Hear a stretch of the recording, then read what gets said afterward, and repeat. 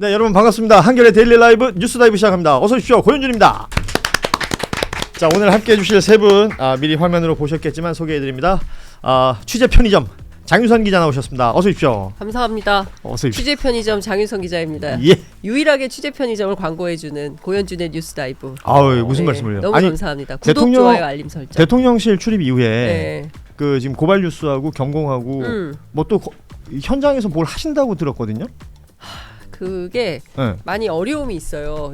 그날 갑자기 사실 이거는 비하인드 소식 같은 건데 원래 제가 그 검찰 취재한 걸로 뉴스공장 출연 전화 인터뷰를 했는데 그때 그 얘기는 안 하기로 했는데 김호준 앵커가 물어보셔가지고 답을 했는데 하여튼 이게요 대통령실에 보안이 되게 많아요. 그렇죠. 그래서 사실은 말할 수 있는 것보다 말할 수 없는 취재 보도가 훨씬 많아가지고 저희가 사실은 라이브 방송을 하려고 했는데 그게 사실 어려워요. 대통령실에서. 네, 그래서 저희가 다른 방안을 마련해서 하기는 하는데 여러 어려움이 있다. 여기까지만. 네. 그래요. 저희도 그럼 거기까지만 전해드리고요.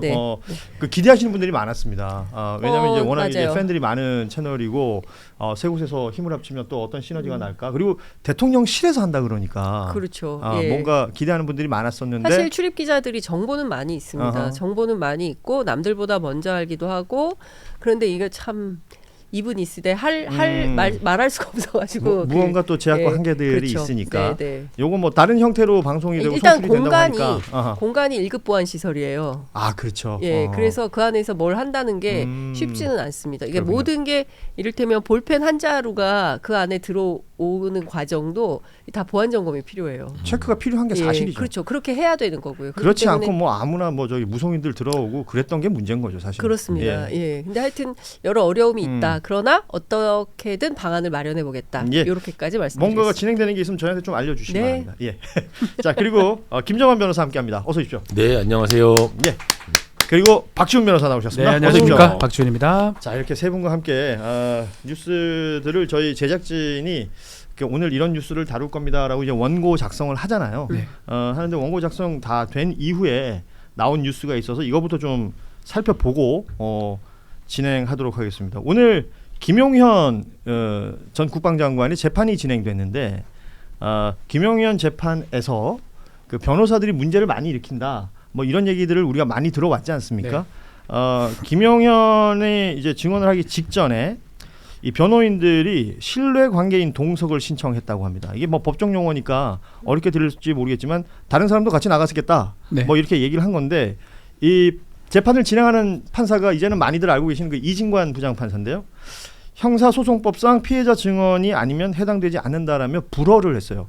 허락하지 않으니까 이 변호인들 중에 이하상 변호사라고 있어요. 얼굴 보면 많이들 아실 텐데 이하상 변호사가 그러니까 법정 뭐 이렇게 항의를 하면서 좀 소란을 일으켰던 것 같습니다. 그러니까 고성도 오가고 그랬더니 이진관 판사가 법정 질서 유지를 위해서 감치를 명한다 라면서 구금장소로 보내버렸습니다. 그랬더니 함께 있던 권우현 변호사가 이렇게 하는 게 대한민국 사법부냐 라고 하니까 이진관 판사가 너도 감치. 잘하셨어요. 참 잘하셨어요. 일단 뭐 법조인들 계시니까 감치가 뭔지 설명을 좀 해주세요. 감치는 현장에서 이제 그 신체를 구금하는 거죠. 그런데 이제 일시적으로 구금하는 거죠. 일시적으로. 그리고 그 감치와 관련된 게 결국에는 신체 자유에 대한 그 제한인 거니까 가장 강력한 제한인 거죠. 거기에서. 우리가 흔히 생각했을 때 소송지휘권 중에 법정에서 소란을 일으키고 이러면 우리가 이제 뭐 드라마나 이런 데 보면 가두는 거예요. 법정에서 뭐 조용히 하세요. 그거죠. 안 됩니다. 뭐 이런 것들이 있고 그럼에도 불구하고 뭘 하면 그러니까 강제력을 동원하는 거 아니에요? 그렇죠. 감치라는 게 아마 법을 제가 안 봐서 20일 안에 가능할 거예요. 근데 요거는 뭐 20일 동안 가두는 건 아니고 요 재판에서 퇴정시키는 거예요. 재판장에서 나가라. 모욕하는 상황이니까.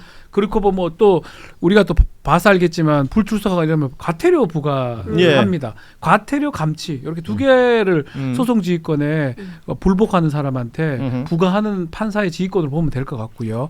감치를 하는 경우는 매우 드물어요. 말은 뭐 있긴 있지만 저는 딱 한 번 본 적 있습니다. 욕설을 해서 정신이 조금 그래서 그 욕설이라는 건 누구예요? 방청객의 중에 한 명이? 증언이었나 뭐 그러는데 뭐 그래서 하는 경우도 있었는데 아니 변호인이 변호사가 감치당하는 그러니까, 경우를 변호사가. 혹시 본 적 있나요? 본 적 처음인 것 없습니다. 같습니다. 처음인 것 같아요. 근데 사실은 상당히 무도한 발언을 많이 했어요. 그렇죠. 그동안 예. 많았어요. 그리고 오래됐어요. 이게 지금 이제는 뭐 다 공개 재판을 하기 때문에 모든 국민들이 재판을 저런 식으로 한단 말이야?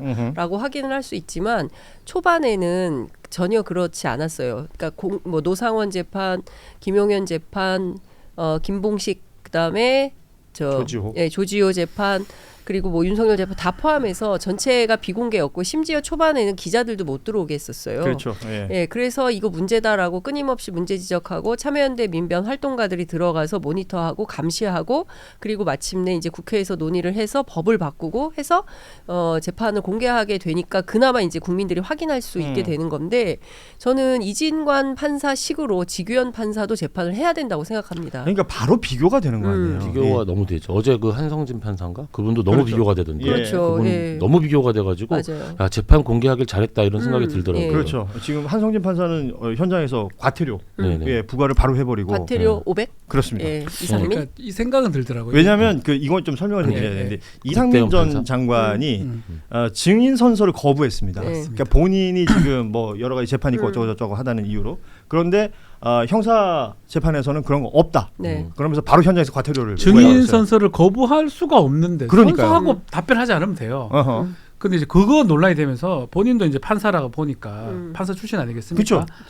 뭐 자기 해석의 여지가 있다 이런 식으로 하면서 결국 선서를 하지 않았어요. 본인이 그래서 아마 재판부 입장에서는 뭐 모욕감을 아마 받았을 것 같고요. 이제 여 얘기를 조금 하지 않을 수 없습니다. 지기현 재판부에 사실 계속 지기현 재판부가 뭐 지기현 판사가 레크레이션식으로 한다 뭐 이런 얘기를 하지만 한편으로는 이하상 변호사 같은 김용현 변호사가 정말 저희도 봐도 저게 과연 변론을 하려고 하는 건지 시비 걸려고 하는 건지 싸우려고 하는 건지 그 생각이 들어서 조금 이해되더라. 지금 힘들겠다. 그러니까 오늘 이 사건이 생긴 게 신뢰관계인 동석을 요구했다 그러는 거죠. 이거 안 되는 거 알면서 요구한 거예요. 일부러 한 거예요. 네. 신뢰관계인 동석이라는 게 이제 제가 장애인 관련된 사건들을 주로 하니까 저도 많이 요청을 하는 건데 이게 피해자로서 어떤 진술과 관련된 굉장히 불안감을 느낄 수밖에 없고 특히 근데 아동이라든지 아이가 피해자가 뭐 17살이다 고등학교 1학년이다 아직 미성년자다 이러는데 이 친구가 그래 뭐 진술을 할 수 있잖아요 충분히 고등학생이면 얼마든지 자유롭게 진술할 수 있거든요. 하지만 자기 부모님 자기는 너무 불안한 거예요. 부모님 입장에서도 우리 아이가 첫 재판 가서 증인을 한다니까 불안하잖아요. 그때 쓰는 제도가 아주 예외적인 거예요. 이거 말이 안 되죠. 사실. 신뢰관계인 동석이라는 거는 피해자가 그런 어떤 아동 장애 이런 게 있을 때 근데 지금 본인이 뭐 피해자 뭐 불안감 느낀다고 지금 요청한 건데 이거는 지금 재판장하고 싸우자고 자기가 한 거거든요. 시비를 그러니까 매번 저기 이 변호인들이 반복해서 지기현 재판부에서 그래서 지기현 재판부가 뭐 그렇게 좀 단호하게 했으면 좋겠지만 사실은 좀 말려든 측면도 있고요. 저는 그렇게 봅니다.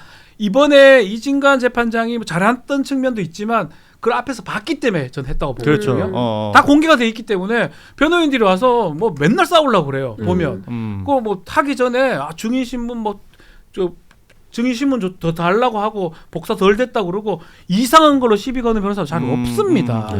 왜냐하면 제가 본 장면 중에 하나 인상적인 건 그 방청석에 그 이른바 뭐 지지자라는 사람들이 와서 막 소리를 지르면서 막 그랬어요. 그래서 그것을 판사가 이제 상황이 지나간 다음에 다음부터는 저러면 안 됩니다. 라는 얘기를 했는데 여기에 앞서 그 사진 좀 띄워주세요. 이하상 변호사라는 저 인물이 왜 그러냐. 그건 저 사람들 자유 아니냐. 이러면서 오히려 합니다. 판사한테 말하자면 시비를 걸더라고요. 맞아요. 그런데도 거기서 뭔가 다른 조치 없이 지나가는 걸 제가 봤었거든요. 같은 인물인지는 모르겠는데 김용현 재판 초반에 어떤 얘기까지 했냐면 이 법정 안에 중국인들이 있다. 뭐 이런 얘기까지도 하고 김용현 측의 변호인들이 그러니까 좀 상식을 뛰어넘는 주장을 상당히 많이 했어요. 근데 전혀 제압을 하지 않았던 거죠. 그러니까 최소한의 재판부의 어떤 위험 같은 거를 보여줘야 되는데 지규현 판사는 그럴 생각도 뜻도 의지도 없는 그 상황이 계속되고 있는 거예요. 근데 저는 제어가 안 돼요. 이제 이게 지규현 판사 제가 동기라서 편드는 거 절대 아닙니다. 여기 뭐 고등학교 친구도 있는데 뭐 어때요? 그러네요. 1, 2, 3, 4. With vision of my future, invest with passion. No doubt your move, your fate, your choice, your stage. Let's go.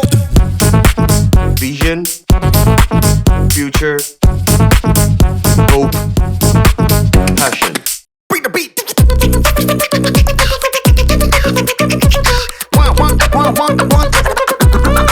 내시경 내일이 먼저 시작되는 경기.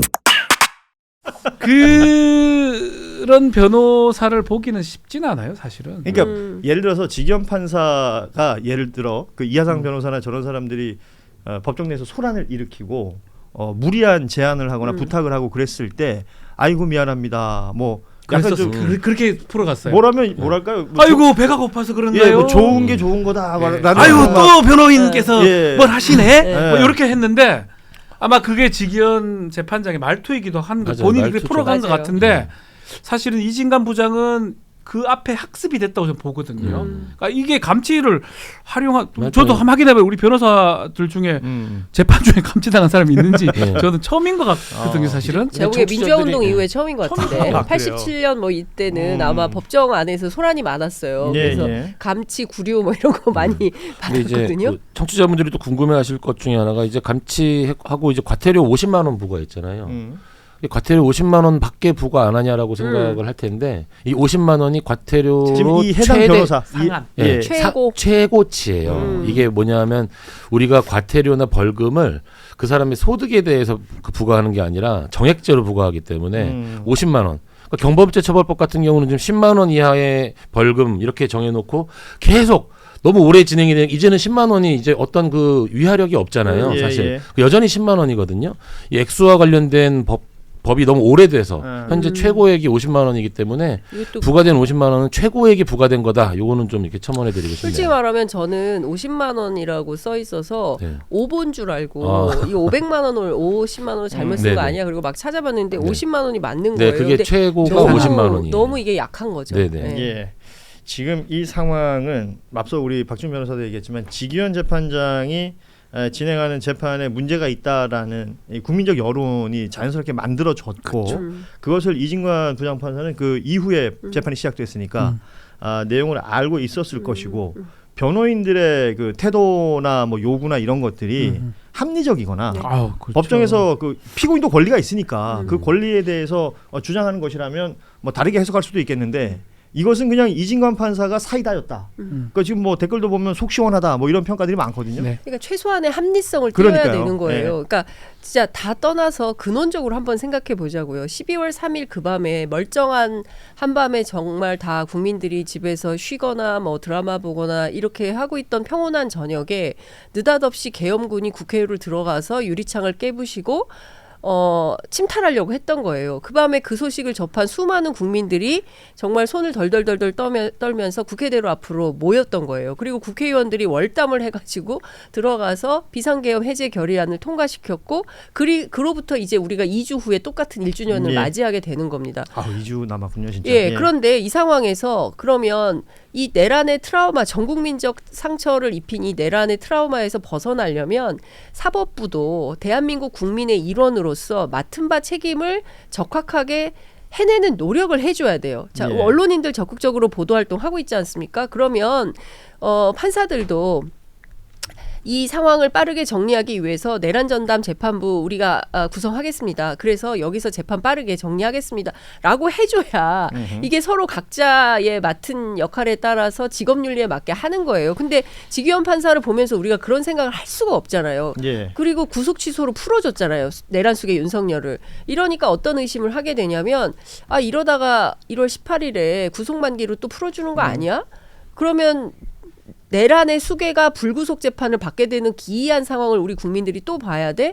이거는 그때 당시에 아무도 제어할 수 없는 상황이 되는 건데 누가 책임지는 거야? 이런 고민들을 또 국민들이 하면서 또 불안해지는 겁니다. 그래요. 그리고 지금 뭐 국회 차원에서 국민의힘 계속 윤어게인 하면서 황당무계한 주장을 하고 있죠. 보수 언론들 있죠. 이 삼각동맹이 또다시 우리 사회를 쥐고 흔들 때 우리는 뭘로 어떻게 대응을 하나 이런 고민이 쌓여가는 거죠. 네. 자, 정리 차원에서 좀 한번 얘기를 해보자면 지금 이진관 판사가 진행하는 재판에서 김용현 전 법무부 장관의 변호인 뭐 이하상, 권우현 이 두 변호사가 감치 처분을 받았다라는 뉴스 전해드렸고, 그리고 이상민 전 행안부 장관이 증인 선서를 거부해서 과태료 부과받았다. 이것도 역시 이진관 판사 재판정에서 벌어졌던 일이라서 함께 소개해드리면 될 것 같고, 이런 상황들이 벌어지다 보니까 그 한덕수 전 총리 재판에 윤석열 전 대통령을 불렀어요. 그런데 불출석 사유서를 내면서 안 나온다 그랬었거든요. 그랬더니 강제구인이라는 또 강력 카드를 꺼내니까 약간 쫄았어요. 나온다 그랬어요. 이 표현이 너무 괜찮아요. 괜찮아요. 다른 모든 사람들은 문제가 될지 모르겠지만 박준 변호사가 그렇게 얘기하고 괜찮은 거예요. 겁먹은 것 같아요. 겁을 뭐 많이 이제 예. 먹고. 왜냐하면 다 실천을 해버리는 거거든요. 할 수 있는 거. 그렇죠. 그러니까 강제 구인을 하면 이제 예전에 팬티 입고 이제 그런 행동을 했으면 정말 드러낼 것 같다고 생각도 한 것 같고요. 그리고 그런 것들을 막기 위해서 본인 스스로가 스스로 출석한다고 얘기한 게 아닌가. 처음에 출석하지 않으려고 사실 했었거든요. 네, 그러니까요. 네. 그러니까 그렇게 해야 돼요. 지금 계속 얘기해줘. 출석을 하고 선설하고 말 안 하면 돼요. 모릅니다. 내 사건이라고 관계성 있어서 답하기 곤란합니다. 그러니까 그만이에요. 그러면 정상적인 변호인이라면 그 피고인에게 이렇게 하라고. 뭐 변론을 해주고 뭐 요령을 알려주고 뭐 그러는 걸 거 아니에요. 이렇게 하면 돼요. 그런데 지금 그렇지 않은 사람들에 대한 이야기가 지금 있어서 정치 투쟁하는 거죠. 그렇죠. 그러니까 흔히들 정치 투쟁이라고 하지만 이것이 정치라는 단어로 묶이는 게 맞나 싶기도 해요. 저는. 그렇게 표현되고. 근데 이거를 저는 재판 딴 거는 몰라. 변호사들이 그렇게 행동해서는 안 된다고 보거든요. 네. 신뢰관계인 동석 요구한 걸 이해할 수가 없어요. 아니 그러면 이런 재판정에서 아니, 변협에서 그러니까 이런 사람들 문제를 일으키면 징계해야 되는 거 아니에요? 전 징계 어떻게 한번 생각하세요? 고민해봐야 변호사들 단위에서 변호사의 어떤 위신을 깎아내리는 거기도 그렇죠. 하잖아요. 네. 그러면 변협에서 보통 뭐 무리를 일으킨 변호사들이 있으면 징계 주고 하지 않습니까? 징계 주죠. 품위 유지 네. 의무 뭐 위반 이렇게 보거든요. 그럼 만약에 그거는 누가 이 사람 징계 주세요라고 얘기를 해야지 진행이 됩니까? 아니면 보통은 그렇게 신고도 많이 해요. 징계를 해달라고 많이 들어와요 신고가. 그 변협에는 징계 윤리위원회 같은 거 없어요? 있죠. 그럼 거기서 자체 징계심사위원회가 판단하면 되는 거 아니에요? 윤리이사가 있고. 예. 수 있는데 근데 뭐 아마 좀 불편하다고 하실 수 있죠. 예. 그리고 우리 박준 변호사한테 뭐 증인 선서하고 말 안 하면 된다 이런 거 가르쳐 주지 말라는 댓글. 아니요. 말을 하는데 또 답변할 수 없다라고 해야죠. 선서하고 답변할 수 거기까지. 없습니다. 답변하지 거기까지. 않겠습니다. 기억나지 않습니다. 예, 왜냐하면 등등. 뭐 자기 가족 일이라든지 자기 다른 형사 사건 있다고 그러면 답하지 않을 진술 거부할 수 있는 권리가 있는 거거든요. 네. 그렇게 얘기를 해야 됩니다. 자, 이 하나의 이야기 가지고도 제법 길게 얘기할 수 있었습니다. 뭐 그 외에 뉴스들이 많습니다만 뭐 다른 곳에서 들을 수 있는 얘기들은 좀 저희가 좀 자제하고 저희 그 내용들에 충실해서 하나씩 또 살펴보도록 하겠습니다.